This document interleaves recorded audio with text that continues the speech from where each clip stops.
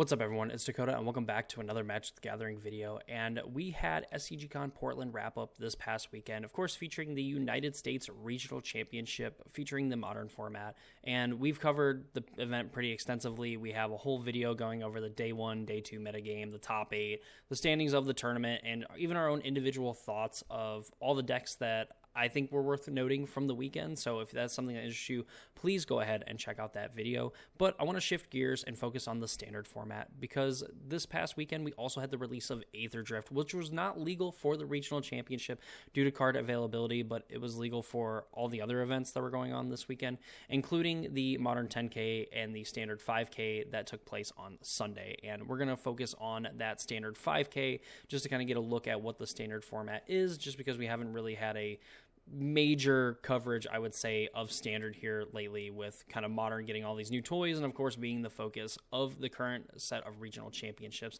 taking place. So let's go ahead, we're going to talk about standard, but of course before we get into any of that stuff, if you're not already subscribed to the channel and you want to see more videos from me where we cover a lot of the standard and Modern formats, as well as some other longer form videos, and including our own breakdowns and coverage of major tournaments going on in Magic the Gathering. So if that is something that interests you, please consider subscribing and ring the notification bell so you know when videos get posted. And of course, leave a like on the video if you enjoy anything or learn anything in this video, and leave a comment down below how you are liking the standard format currently. Do you think it's in a better place than what it was before Aether Drift? Do you think that we need a little bit more time with the Aether Drift cards, or do you just not play standard at all? I guess let me know in the comments down below. And to go even further, if you want to, go ahead and check out the description. I have a link to my Twitch channel, my podcast channel, the Casual Spikes podcast, and my code in the description down below for Manatraders, to which you can use to get 5% off your monthly rental subscription service. So you can play various different decks on Magic Online, and it's a pretty great tool if you're looking to get into competitive Magic.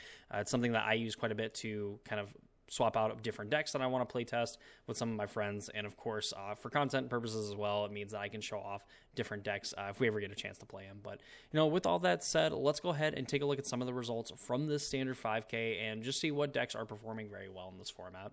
So here we have some of the results for that 5K RCQ in Portland, and it's pretty shocking, or maybe not shocking to some people. This Esper Pixie deck and these kind of Dimir bounce decks absolutely ate this weekend. I mean, we see here like 3 Esper Pixie players in first, second, and third place. Then we have Dimir Fairies, which is essentially the blue-black version of these kind of Esper Pixie self-bounce decks. And we have another Esper Pixie player at 6th place, Dimir Aggro, which I believe is just a different deck overall, which I actually haven't looked at it. Then we have Dimir Enchantments, which is essentially the other versions of like these Pixie decks, again being this kind of blue-black self-bounce deck here. So let's see if it'll actually like me here, which looks like it is a lot of the bounce stuff here from this Dimir Aggro deck too. So to kind of summarize the top 8, we have 3 Esper self-bounce decks in the top 4, with the 4th place one being another self-bounce deck.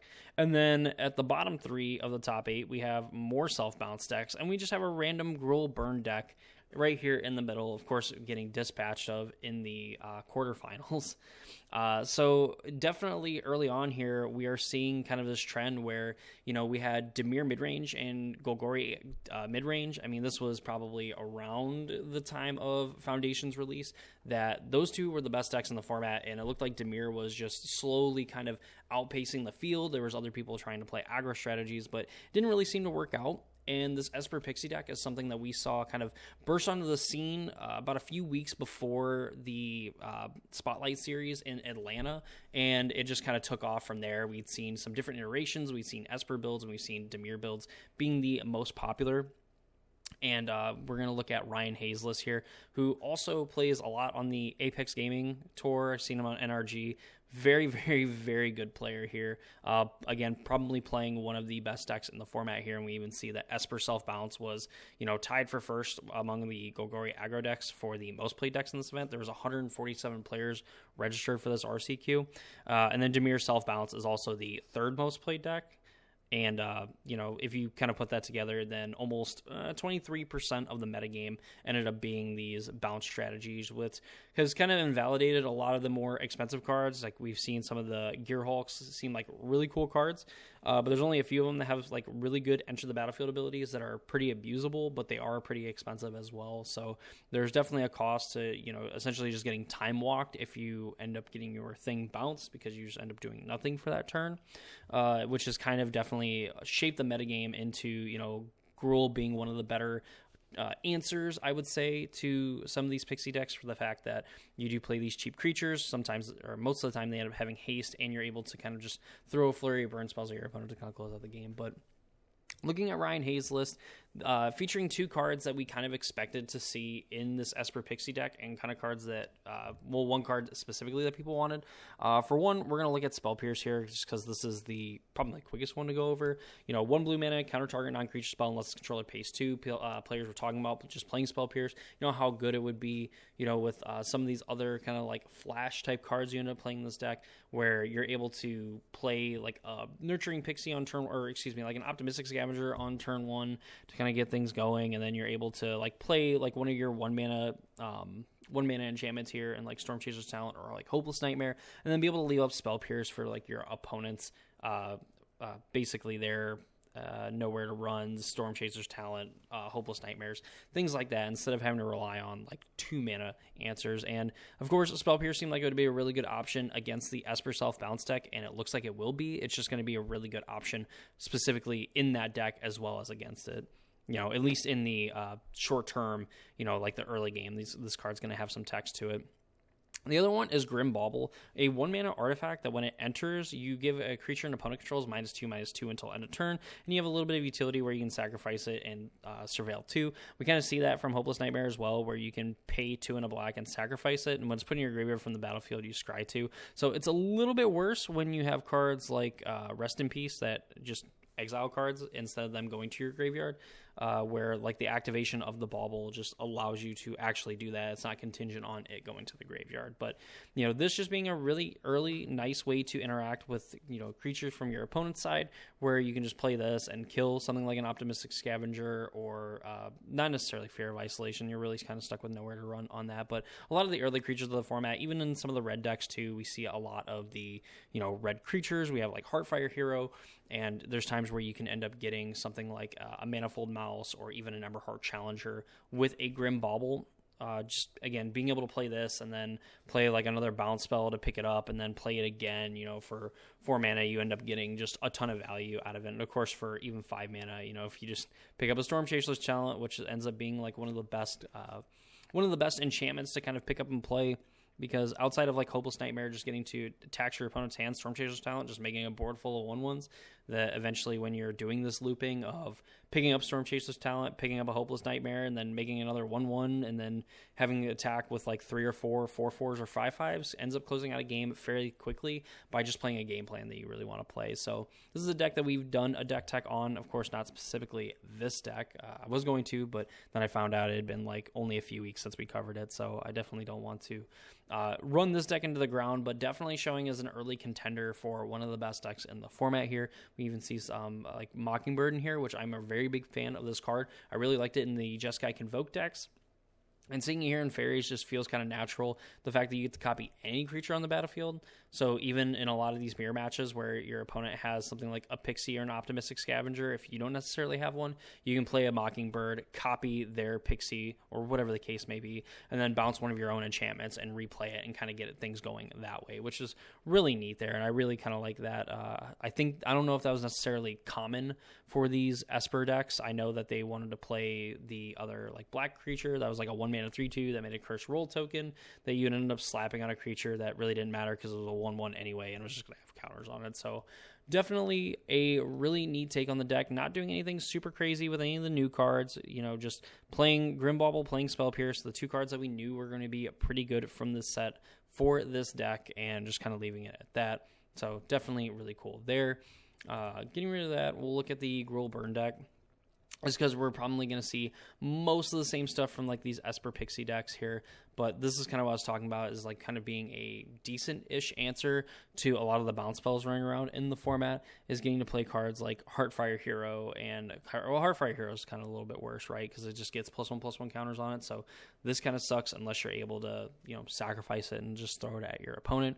But we see some kind of grindy, mid-rangey type elements here with like Sentinel and Nameless City, 3 mana, 3/4. Whenever it enters or attacks, you create a map token. So this is able to kind of trigger your Heartfire Heroes or even your Emberheart Challengers to give them some counters potentially, or just trigger their Valiant triggers to end up getting a little bit of extra value from that there. Same thing with Innkeeper's Talent, giving your permanence ward, definitely forcing your opponent to spend 1 or 2 extra mana on your things is pretty neat. Of course, it doesn't work very well when every deck is just jamming 4 and over to run, but Innkeeper's Talent nonetheless is still a very, very good card that when you kind of get to go off like Heartfire Hero and the Manifold Mouse, you end up just creating a really giant, massive creature that is going to absolutely run your opponent over here. But nothing too crazy out of this deck. It doesn't look like there's really anything new from the new set, just a lot of the same things that we're kind of expecting from these Gruul aggro decks going forward. And then we even get farther into like the top 16. We have Dimir midrange, Dimir enchantments. Then we have a Rakdos midrange that showed up here. Domain control, Team Marauders, Boros Mice, Domain control, and Esper Pixie to kind of wrap out this top 16. This is kind of the metagame that we saw, I would say probably a month prior.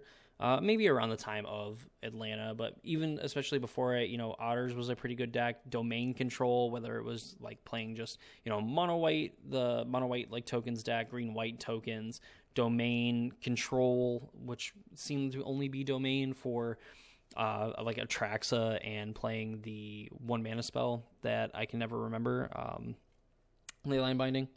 So definitely pretty neat there. Is it Dragons? This is, of course, Esper Bounce. This person is just a terrible person for just not putting what they were supposed to. Coincidentally, which I believe was played in the semifinals of the World Championship, playing Mono Red aggro, getting 18th place here.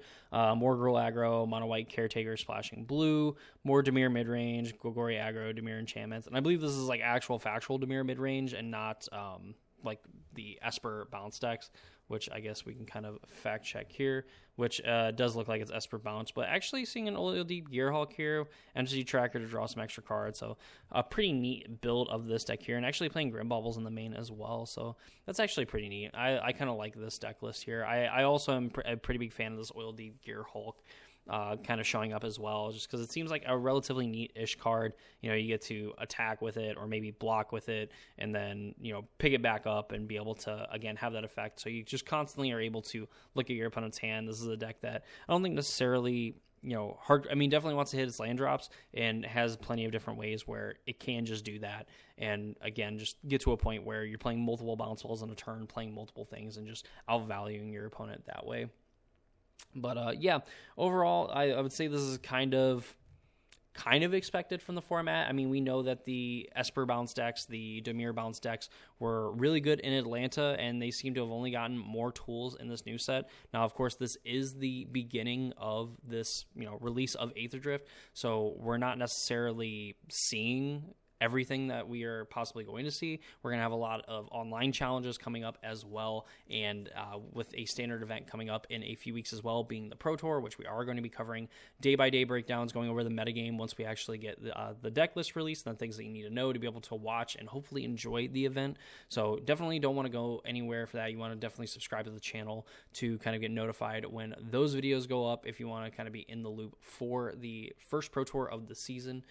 Overall, this metagame, I don't know how to feel about it, because while I kind of respect what's going on in the Esper self-bounce deck, the Dimir self-bounce deck, and just a little bit of innovation there, definitely having to be hyper aggro or these like kind of big mid-range decks just doesn't necessarily feel good to me. It definitely feels like we're in ABC deck format, which I think standard was pretty wide open. I would say as of right now, this is the worst it's looked, which is still a lot better than, maybe what it's been before, but we are definitely kind of curtailing into a metagame that personally I don't like. I wouldn't say it's necessarily the unhealthiest, but definitely just feels kind of like off to me in terms of what we've kind of grown to expect from Standard. But of course, again, let me know in the comments down below how you feel about the Standard format, and that's where we're going to wrap up this video. So if you enjoyed it, if you learned anything, or whatever the case may be, please consider subscribing and ring the notification bell so you know when future videos get posted. Again, we're going to be covering a lot of the Standard Pro Tour as it comes up here in the coming weeks. We're going to be doing a lot of stuff over on the Casual Spikes YouTube channel, so be sure to check that out over there. Of course, follow me on Twitch as we're going to be streaming. We're going to be hopefully playing some Modern, getting into Standard, and drafting the new Aether Drift set as well, because honestly, it looks really awesome. I've watched a lot of the early access, and I've been enjoying watching the early access, and now I want to get my hands on it and actually draft it for myself. And yeah, this is going to be this video. Hope you all enjoyed it. I hope to see you all in the next one.